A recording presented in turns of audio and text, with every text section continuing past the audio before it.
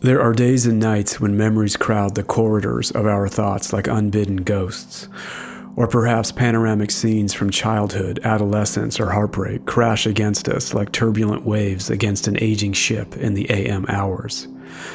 We're left to wonder at how the past grows well beyond our understanding, even as we try to wrestle with the present. And often it's a song, a poem, or a line from literature that hounds us into wistful fits of longing and memory. Strangely, those fits and feelings emerge on the periphery of our being, not quite in front of us and never near enough to touch. Instead, they hover like bittersweet apparitions, conjured by hopeless longing and the remnants of impossible regrets that confound us and sometimes lead us to the precipice of despair if we're not too careful. Before we continue, please like, subscribe, and comment below. What songs, stories, or poems draw out your memories and sense of longing? If ever there was a master of memory in the world of literature, it's Marcel Proust. Remembrance of Things Past, his voluminous work of over 3,000 pages, erupts from a single instance of Proust dipping a Madeleine cookie into a cup of tea. The title of the French masterpiece is often literally translated as In Search of Lost Time, and perhaps that is most fitting. Aside from being a canon of Western literature, it's also a profound meditation on the very nature of memory and longing. One phrase among countless many that stands out from Proust's work is the following: "Even though our lives wander, our memories remain in one place." Proust reminds us that there remains something inescapable about some of our memories, no matter where we are or how far we travel to escape their hold upon us. Not even the very ends of the earth are far enough away to escape some memories. For Proust, memory is a profound source of perplexity and cause for endless bittersweet reflection. On the other hand, for F. Scott Fitzgerald, memory is rooted in regret and endless rumination on the hopeless wish to change our past. Perhaps one of the most tragic lines in all of literature resides in Fitzgerald's The Great Gatsby. No matter the amount of success or reinvention, Gatsby is trapped in a maze of memory, longing, and regret. The final line in that timeless novel is one of the most haunting in all of literature. "So we beat on, boats against the current, borne back ceaselessly into the past." Unlike Fitzgerald, the poet Richard Hugo writes about memory and longing with a kind of melancholic hope. The Poetry Foundation describes Hugo's work as having reflected as much upon the internal region of the individual as on the external region of the natural world. And this is more than evident in Hugo's poem, Degrees of Grey in Philipsburg. The narrator is all but drowning in the past, desperate to escape the circumference of his small town.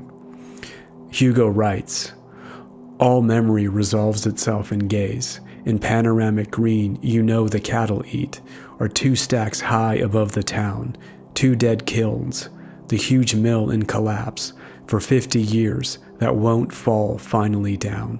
Followed by, "Isn't this your life, that ancient kiss still burning out your eyes? Isn't this defeat so accurate the church bell simply seems a pure announcement, ring and no one comes?" But the poem resolves itself with hard-eyed hope, despite the town around him crumbling under the weight of an irreconcilable past.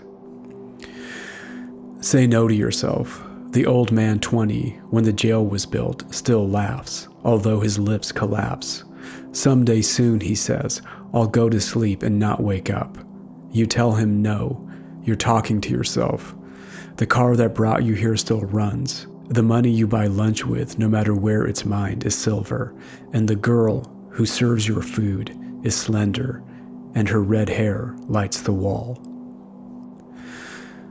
There are countless songs written about the mercurial nature of longing and memory, often rooted in the fault lines of a broken heart. One of the most enigmatic lyrics I've encountered is found in the Counting Crows song, Mrs. Potter's Lullaby.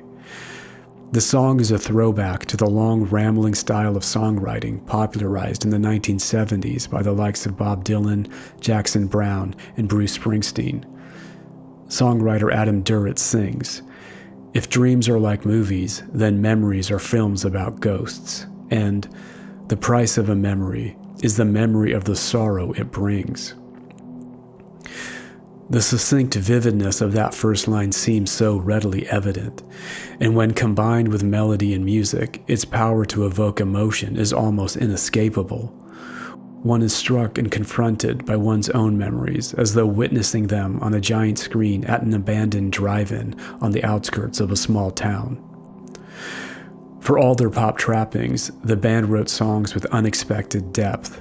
In fact, songwriter Adam Duritz cites poet Carolyn Forche as one of his biggest influences.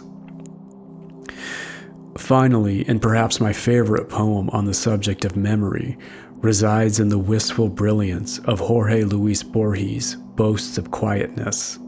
Like most of the legendary Argentinian's work, he's able to seamlessly merge the real with the abstract, the mystical and enigmatic with visceral imagery to leave the reader spellbound, even in translation.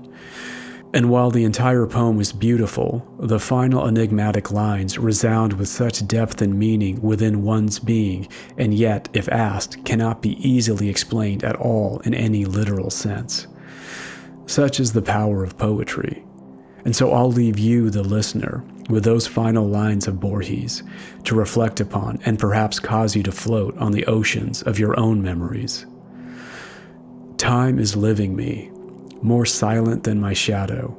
I pass through the loftily covetous multitude. They are indispensable, singular, worthy of tomorrow. My name is someone and anyone. I walk slowly, like one who comes from so far away, he doesn't expect to arrive.